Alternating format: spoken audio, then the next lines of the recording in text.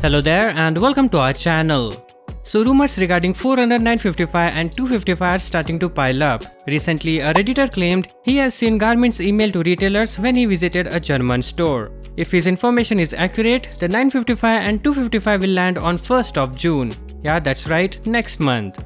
Now we have had multiple leaks in the past which I'm not going to reiterate in this video. I will link it in the description for easy access. Well, none of those leaks and rumors mentioned anything about price and launch. Well, this Redditor tells us everything we need to know. So without waiting anymore, let's get started. First off, as was previously leaked, there will be Garmin Forerunner 955 and 955 Solar, which means even longer battery life, but it depends largely on where you live.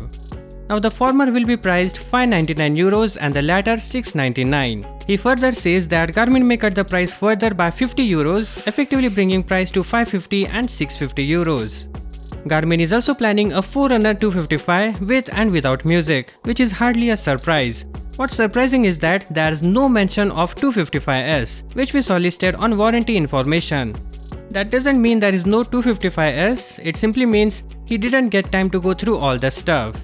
He further says the Forerunner 255 with music will retail for €400 and without music for €350.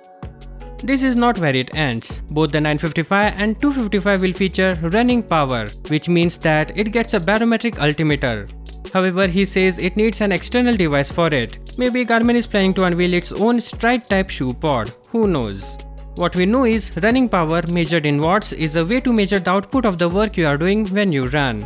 It shows in real time how much energy you are using during a workout. This takes into account many things such as your speed, the terrain, your form and fatigue. The thread goes on to say that the stamina metric is also part of the feature set. No surprise there. More interestingly, something called a morning report is also mentioned. Apparently this is something related to sleep tracking.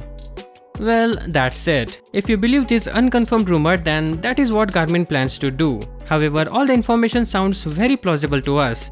If we do indeed see a June 1st release date, expect more leaks and rumors to land in the coming weeks. So to stay updated, subscribe to our channel. Thank you for watching. Catch you in the next one. Peace out.